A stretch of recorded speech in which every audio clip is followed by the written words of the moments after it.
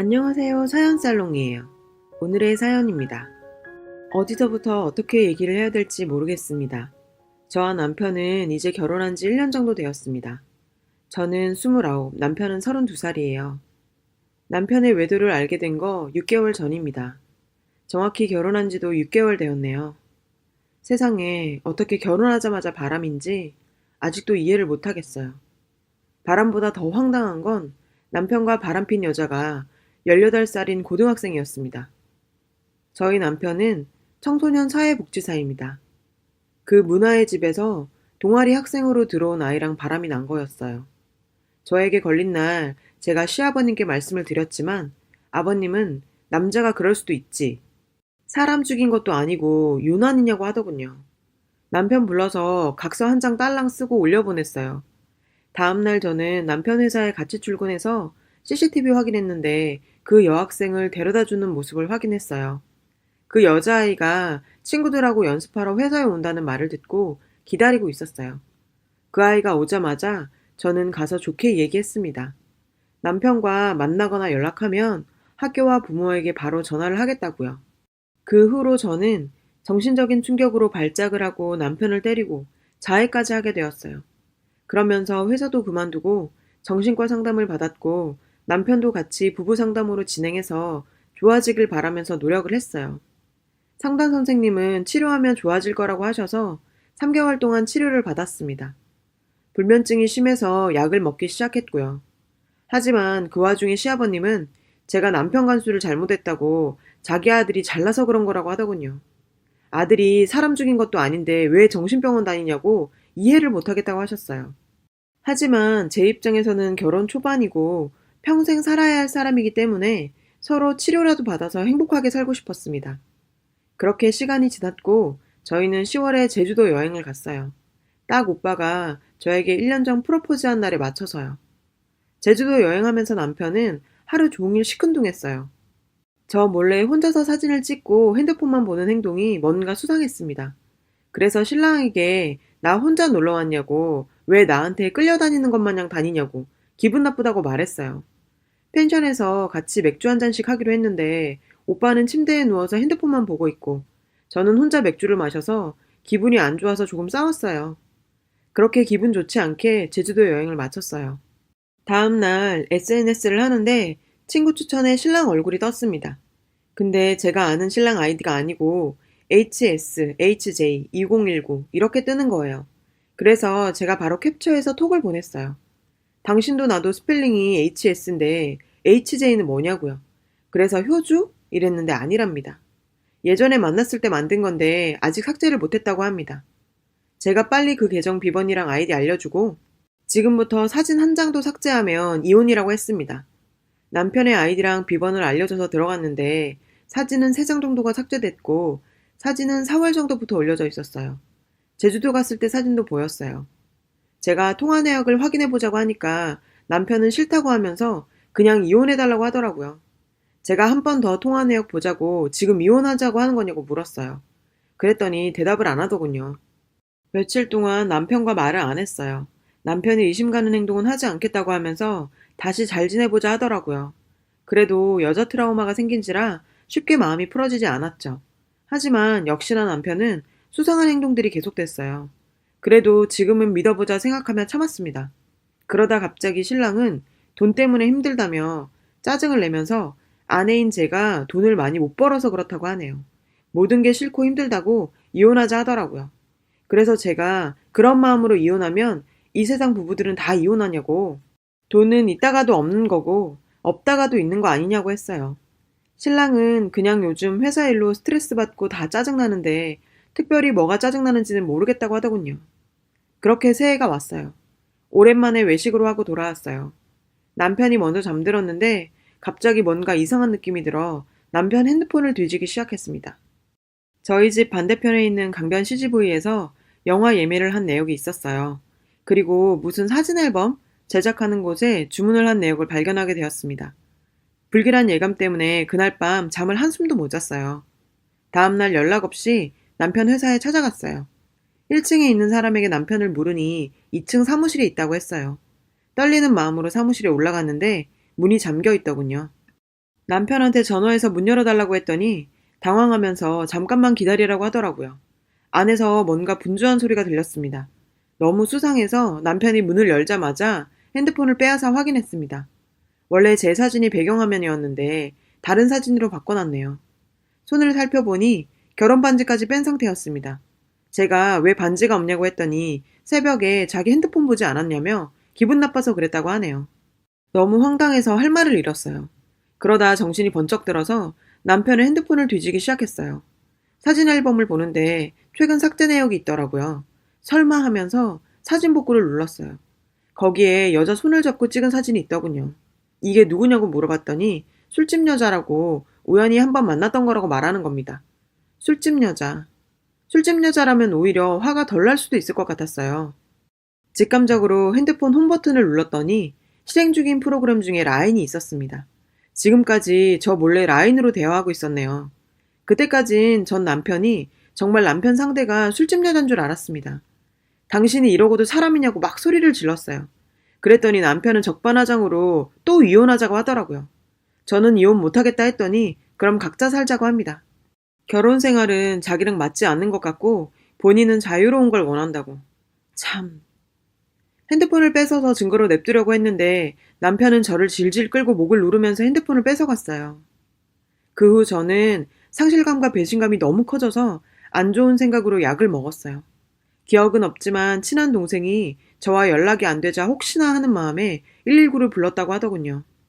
정말 죽고 싶었는데 깨어나니 너무 허무했습니다. 이렇게 살아난 것도 다 이유가 있을 거란 생각에 이를 악물고 남편 7개월간의 통화 내역을 출력했고 전화를 제일 많이 했던 사람들을 저장했어요. 역시 제 생각이 맞았어요. 6개월 전 그 18살 여고생이 카톡에 떴어요. 미성년자를, 그것도 유부남이 그럴 수 있을까? 하는 생각에 온몸이 떨렸어요. 남편한테 전화해서 물어봤더니 그 여잔 술집 아가씨고 나이도 30살이라고 남편은 끝까지 거짓말을 하더군요. 저는 그 여학생에게 조심스럽게 전화를 걸어 만날 약속을 잡았습니다. 만나서 바로 그 아이가 하는 말을 녹음했어요. 남편한테 전화를 해서 평소와 같은 말투로 이야기하라고 했어요. 통화를 하면서 그 여학생은 남편한테 저를 만났는데 어떻게 이야기하냐고 했더니 너는 그냥 나한테 받은 선물도 없고 우리는 그냥 손만 잡은 거야. 알겠지? 그리고 나중에 내가 메일로 연락할게. 이러더라고요. 정말 어이가 없더군요. 남편이 바람핀 걸 처음 걸렸을 때 핸드폰 번호도 바꾸고 다 했는데 연락이 된 이유가 메일이었네요. 이 여고생은 남편이 먼저 자기한테 메일을 보내서 그때부터 만나게 되었다고요.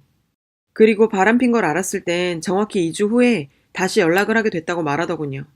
제가 남편과 정신과 상담을 받고 있을 때도 남편은 여고생을 만나고 있었더라고요. 제가 그렇게 힘들었을 때 남편은 죄책감도 없이 그 학생을 만났습니다.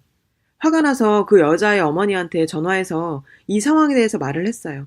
그러고 통화를 끝내고 여자아이의 핸드폰을 제가 가지고 왔어요.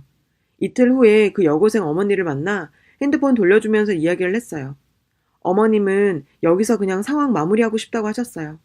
그 아이의 아빠가 알게 되면 정말 큰일 난다고 하더라고요. 저는 그 아이의 인생을 망칠 생각은 한 번도 안 했어요. 하지만 제 인생은요. 아직 20대인 제 인생.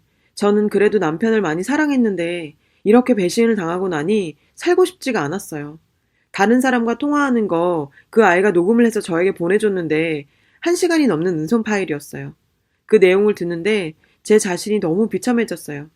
제게 미안한 건 1%도 없었고 오직 그 아이가 학교 생활 잘 마칠 수 있도록 그 아이 아빠에게 알리지 않고 넘어가는 방법에 대해 계속 이야기하는 거예요. 그 아이는 이 상황에서 잘 빠지게 하고 싶다고 계속 강조하면서요. 하지만 이 상황을 만든 건 두 사람인데 왜 그 아이를 빼야 되는 걸까요? 저는 신랑한테 지금까지 미안하다고 듣지도 못했습니다.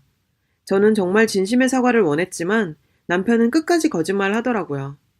그 아이가 남편이 가져온 선물이며 편지들을 보여주더군요. 내용도 저와 처음 만났을 때 쓴 거랑 비슷했어요. 그 아이에게 준 선물 중에서 저랑 커플 신발한 걸 그 아이에게도 사줬더라고요. 립스틱하고 핸드크림도 제게 준 것과 똑같은 거였어요. 참 어이가 없네요. 편지 원본은 숨겨놨지만 복사본을 보여주면서 마지막으로 설명하라고 했어요. 하지만 그때도 그냥 가지고 논 거라 하면서 끝까지 거짓말을 합니다. 남편의 핸드폰, 차키, 카드 다 뺏었고 남편의 옷 대부분도 다 버렸습니다. 그 신발과 함께요. 저는 지금 정말 살 수가 없는 하루하루입니다. 이 글을 쓰고 내일 제가 이 세상에 있을지 없을지도 모르겠습니다. 저는 남편을 많이 사랑했나 봐요. 그래서 지금 상상할 수 없을 정도의 상처를 받았고, 그냥 남편이 인생에서 밑바닥까지 내려갔으면 좋겠습니다. 시아버님 어이없는 이야기도 추가적으로 적어줘야 되는데 너무 긴 관계로 생략할게요. 남편은 지금 본인이 어떻게든 최대한 불쌍하게 보이려고 하는 사람입니다. 왜 가해자가 지금 피해자인 척 코스프레를 하고 있는지 도무지 이해가 되질 않아요. 이 사연의 후기입니다. 언제 다시 글을 적어야 할지 생각을 하다가 지금에서야 글을 올립니다. 이렇게 글을 올리고 나서 많은 사람들한테 연락이 왔고 제가 지금까지 몰랐던 그 사람의 모습들을 더 많이 알게 되었습니다. 제가 남편과 결혼하기 전 연애하고 있을 때 남편에게 전에 만났던 사람과 왜 헤어졌는지 알고 싶다고 물었어요. 과거가 있어야 현재가 있는 법이라고 생각하고 살았거든요. 물론 저도 전에 사귀던 사람이랑 어떻게 헤어지게 되었는지 솔직히 말을 했습니다. 근데 남편은 전에 만났던 사람은 진짜 아니었다고 욕을 했고 아주 이상한 사람이라고 저에게 안 좋게 이야기했습니다. 여자의 촉일까요? 좀 깨름직하더군요. 그래서 전에 만났던 여자가 누군지 이름도 알아내고 궁금해서 찾아보기도 했지만 흔적이 없더라고요. 만약 결혼 전에 그 여자분을 알게 되었다면 결혼할 일이 없었겠죠. 저는 원래 비혼주의자였어요. 지인들도 다 알고 있었어요. 물론 남편도요. 남편이 갑자기 결혼을 하자며 평생 행복하게 해주겠다고 몇 달을 쫓아다녔어요. 그런 남편의 정성에 마음이 흔들려서 결국 결혼하기로 생각을 바꿨어요. 그렇게 생각을 바꾼 뒤에도 결혼식은 좀 시간을 가지고 하자고 계속 미뤘습니다. 근데 남편이 자꾸 하자고 했고 결국 남편의 가면에 속고 말았죠. 그건 제 잘못이죠. 사람을 제대로 보지 못한 죄니까요. 남편은 주변 사람들까지 속이면서 여자들을 만나왔어요. 주변에 친한 사람도 남편이 이런 사람인지 몰랐다고 아주 경악을 했습니다. 어떤 분들은 남편이 다른 고등학생 애들을 계속 만났었다고 해요. 이번이 처음이 아니었다는 거죠. 저는 그 순진한 얼굴에 속았는데 글을 올리고 얼마 후 놀랍게도 전 여자친구였다는 분이 댓글을 달아서 연락이 닿았어요. 그분의 말은 정말 충격적이었어요. 그 전 여자친구도 남편과 사귈 때 여자 문제가 있었다고 합니다. 남편이 28살이었을 때도 18살 고딩이랑 바람을 피고 있었고 모텔 가는 것도 확인했다고 했어요. 그분은 그때 임신을 했었고 남편이 돈 50만 원 주면서 지우라고 했다고 하네요. 그분도 그때 너무 힘들어서 쓰러지고 그랬다고 합니다. 그분이 그때 너무 힘들어서 남편 동생한테 연락을 했는데 남편 동생도 비슷한 사람이었나 봐요. 형 선택이니까 지우는 게 맞고 고등학생이랑 사귀는 것에 대해서도 그럴 수 있다고 얘기했다고 합니다. 그러면서 이런 이야기 듣고 싶지 않으니 다시는 연락하지 말라고 했다네요. 그렇게 저한테 했던 것처럼 그 여자분한테도 바람피다 걸렸을 때 본인이 먼저 헤어지자고 했답니다. 그렇게 둘이 헤어지고 남편은 그날 바로 고딩 여자친구 만나러 갔다고 해요. 어처구니가 없네요. 저희가 바람피단 걸린 날도 미안하다는 말 한마디 없었어요.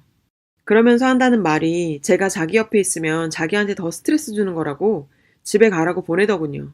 그리고는 지금 사귀는 고딩 여자애한테 전화해서 번호 바꾸라고 연락을 했다고 해요. 남편은 본인이 그러고도 지금껏 미안하다고 사과한 적 없는 사람입니다. 무슨 일이 생겨도 부모님이 알아서 해결해 주겠지 하는 사람이기도 하고요. 시아버지도 본인 아들이 잘못해서 각서도 쓰게 해놓고 지금은 자기 아들은 하나도 잘못한 게 없다고 주장하고 있습니다. 되려 저를 가만두지 않겠다고 하시더군요. 누구요? 저요? 정말 웃기고 있어요. 그럼 누가 이기는지 한번 해볼까요? 그래서 제가 남편과 바람난 18살 여고생의 아빠에게 알렸어요. 그랬더니 웃기는 게 여고생이 아버지한테 사진이랑 내용을 다 보냈는데 그 아버지는 자기 번호 어떻게 알았냐고만 연락 오고 답장 없습니다. 자기 딸은 살리고 봐야겠다는 마음이겠죠. 딸 가진 부모 심정 이해합니다. 그때까지는 어린 고딩 인생 망치고 싶지 않아서 그냥 고딩은 내버려두고 여고생 부모님에게 남자만 망치게 하겠다고 도와달라고 했어요. 이혼하더라도 위자료는 받아야겠다고 생각했기 때문이에요. 근데 어제 해결할 생각조차 없는 그 학생의 아버지를 보고 생각이 바뀌었습니다. 제 남편도 시아버지도 그 학생 아버지도 왜 그러고도 사람들은 사과를 하지 않죠? 그들이 잘못했으니 잘못한 부분에 대해서는 처벌을 받아야 된다고 생각이 들더라고요. 그래서 이혼 소송을 준비하면서 그 여고생 아버님을 만났어요. 남편에게 이혼 소송 들어가는데 어쩔 수 없이 따님이 상간녀로 들어간다고요. 그랬더니 아버님이 바닥에 엎드리면서 자기 딸 살려달라고 싹싹 비는 거예요. 다들 그 아이 아버지가 알면 큰일 난다고 했는데 막상 이렇게 보니 마음이 약해지더라고요. 그러면서 시키는 대로 다 하겠다고 소송만 걸지 말아달라고 하는데 제가 알겠다고 하면서 일으켜드렸어요. 남편이 나쁜 거지 결국 그 아이도 당한 거니까요. 이 소식을 들은 남편이 겁이 났는지 제게 찾아와서 미안하다고 하면서 원하는 위자료 다 줄 테니 합의 이혼하자고 무릎 꿇고 빌었어요. 죽을 만큼 화가 났지만 받을 건 받고 생각해 봐야죠. 그 이후 남편은 직장을 다니지 못하게 되었다네요. 뭐 이미 소문이 다 퍼졌겠죠. 그 학생은 졸업 후 대학에 갔다고 해요. 제발 이상한 놈들한테 당하지 말고 행복하게 살았으면 좋겠어요. 여러분, 사연 댓글에 응원과 현명한 조언 부탁드려요. 좋아요와 구독은 저에게 큰 힘이 됩니다. 오늘도 좋은 일 가득하세요.